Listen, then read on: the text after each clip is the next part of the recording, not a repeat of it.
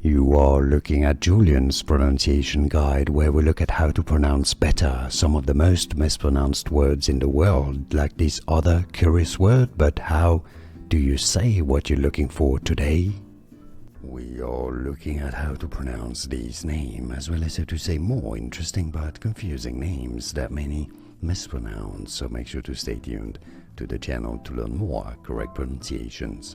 Now in English, this is often pronounced as Faisal, Faisal, but in Arabic in certain parts of India, it is said also as Faisal, Faisal, actually Faisal, Fa-I-Zal,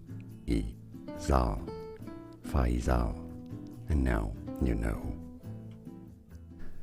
Here are more videos on how to pronounce more confusing words and names too many mispronounced. Like this video if you found it useful. I appreciate your support. I'll see you soon and thanks for watching.